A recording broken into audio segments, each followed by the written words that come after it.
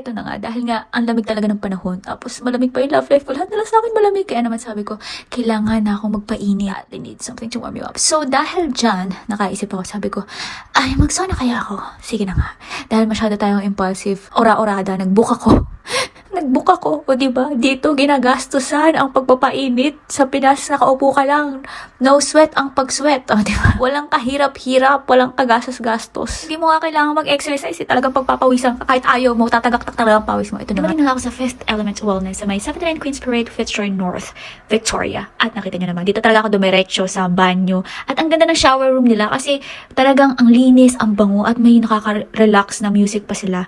Tapos, ayan, ang ganda diba? Di ba makasalamig pa? Tapos, ang dami mga shower, so hindi kayo mag-aagawan. Kita nyo naman, mag-isa lang ako. Pwede nga ako mag-shower hopping sa totoo lang eh. O diba, hindi uso yung bar hopping. Shower hopping tayo kasi ang daming shower eh. Kasi nga, mag-isa nga, konti lang din yung tao nung pumunta ako. Bali, 3 p.m. ako ng weekdays.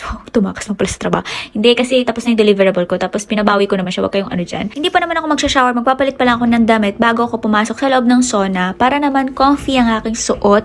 At kasi itong damit ko ngayon ay yan pa rin yung gagamitin ko pag uwi. O diba? Tipid-tipid tayo sa damit. Ganun talaga. Bali mag-shorts sa t-shirt lang ako para comfortable lang pakiramdam habang suot-suot mo. Dapat nga mag-swimsuit ako. Kaya lang nahiya naman ako. O kaya magtatwalya na lang ako. Pwede ba yung tuwalya na lang? Ganun. Pupunta kayo dito. Magdala kayo ng sarili niyong tuwalya kasi wala naman silang libreng patawel at $2 kapag magre-rent kayo ng towel. Pero okay lang, nag-rent na lang ako for experience. Hindi, wala nang talaga akong baon. Kasi alam ko, pero akala ko may free towel. Aba, hindi pala free. Free lang yung locker dito, so pwede kayong mamili kung anong gusto nyo. Tapos pag may makita kayong nakalawit na susi, ayan, free to use yan. Pero kapag ka walang susing nakalabas, ibig sabihin may gumagamit ng locker na yun, malamang. Obvious naman, diba? So ayan, namili ako ng ng locker, pero hindi siya gumagana, ayaw masusi. Tapos, naghanap na lang ako ng iba. Buti na nakahanap naman ako kasi madami namang available. Dahil wala nga masyadong tao, which is siguro okay din yung oras na punta ko. At ayan na nga, pwede na tayo magpunta sa sauna. 30 AUD pala yung 30 minutes na sauna, which is, hindi ko alam kung mura o mahal. Pero kasi nakita ko sa mga site, ito na yung pinakamura, kaya nga ito yung in-avail ko dahil ito yung pinakamura. Tapos may harang pala sila na curtain para hindi makikita ng mga nasa labas. Although wala naman talagang balak manilip sa akin. Pero ganyan yung nila eh, yung rule nila na isasara nila yung yung curtain para may privacy. Tapos ito pala yung time at saka temp na pwede nyo iset. Pero bago talaga kayo pumasok dyan, may nag-set na ng time at saka ng temperature. Yung standard temperature nila is 62, pero nasa sayo kung gusto mong babaan or taasan yung temperature. Tapos ang bala ko sana taasan yung temperature, wala lang. Pero ang nangyari, nabababaan ko pala siya. Mali pala yung pagpihit ko. Eto na nga yung kaloob-looban ng sauna. Maliit lang siya at pang 3 people talaga siya. Nakikita naman, 1, 2, 3, asawa ni Marie. So ayan, tatlong upuan siya. Pero 2 people lang or 2 packs lang yung ina-accept nila at the same time. Pero nagkataon na mag-isa lang ako. Wala akong kasama, mag-isa lang ako. Nag-hope nga sana ako na may makasabay ako yung lalaking pogi na mayaman na single. Alam mo, hinihiling ko yun, no? Pero hindi natupad sa kasamaang palad, mag-isa lang ako, solo flight na naman sa lahat ng bagay solo. Diyan pala lumalabas ang init. Bali, infrared sauna to, unlike sa traditional sauna, gumagamit diba ng hot rock. Ito namang infrared sauna, it heats the body with light. Tapos sa traditional sauna, yung air temperature kailangan 70 to 80 degrees bago mag-induce ng sweat. Dito naman, kahit below 60, pagpapawisan ka. Ano ba yung advantages ng sauna? It flushes out toxins, aids in weight loss, pain relief, at marami pang iba sabi sa Google, basahin nyo na lang. Actually, hindi ko naman alam yung mga yun na nag-book ako ng sauna, eh. Gusto ko lang talagang pagpawisan. Wala akong ibang dahilan. Excited lang naman ako ng advantages para kunyari marami akong alam. O diba? Na mission accomplished. Pinagpawisan talaga ako. At bago ako mag-shower, syempre magpapahinga muna ako. Ayoko namang sumabak agad sa shower. Kahit hot shower pa yung gagawin ko. Pero ayoko pa din yung yung kakatapos ko lang pagpawisan tapos sasabak agad sa paliligo. Eh masama daw yun. Sabi ng mga nakakatanda. Syempre wala namang masamang makinig sa mga nakatatanda. Kaya ayun ang susundin natin. After ko nga makapagpahinga, eto na.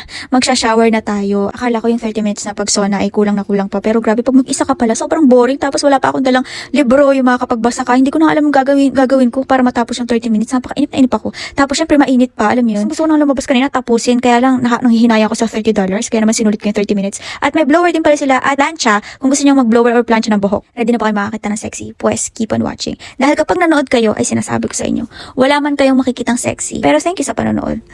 Ay, ito pala. Ito yung pang hot shower at yung isa ay cold shower. You're hot and you're cold. You're in and you're out. At meron silang pa-shampoo, pa-conditioner at hand or body wash. Medyo mukha lang madumi yung lalagyan pero feeling ko na malinis yan pagkat wala na lang natin. Tapos binuksan ko na ngayong hot shower kasi nga bala ko mag-hot shower. At tinatansya ko muna yung temperature. Baka mamaya kasi malamig pa, sumabak ako agad. Mahirap na. Kasi hindi naman yung ura-urada pag bukas mo ay mainit na. Siyempre kailangan pag-initin muna natin. At in fairness, ang bango ng shampoo nila. Ewan ko lang, sana hindi magkalagas-lagas yung buhok ko. At after nga nun, nakakatawa yung blower nila kasi iyan yung pang cold. cold at pag parehas mo silang tinaas, mainit yung ibubuga nilang hangin. Pero pag yung isa lang, malamig yung ibubuga niyang hangin. At dahil feeling ko nga, ay nabasa ko pala na pag palahat ay mas prone sa hair fall. So, pinili ko yung malamig na blower. Ibang plancha din pala sila ng buhok para sa mga gusto magplancha ng buhok after mag-blower. Pero ayoko kasi magplancha ng buhok. Gym pala to, nalimutan ko pala sabihin. Tapos, mataas ang rate ito sa Google. Pero ngayon kasi, parang siguro dahil patay na oras yung pinuntahan ko, 3 PM kasi, kaya wala masyadong tao. Kaya wala kami masyadong nakikita doon. Pero pag nakita niyo sa Google, mataas yung rate niya. At marami ding nag-review. So, feeling ko naman ay pinupuntahan talaga to. Sadyang wala lang masyadong tao talaga nung nagpunta ako. Sobrang natuwa ako sa experience ko. Siguro dahil wala akong expectation. Iyan talaga ang advantage. Kapag hindi ka nang siset ng expectation, mas madali ka ma-please. Biruin nyo, dahil pala sa sauna kaya ako makakaligo.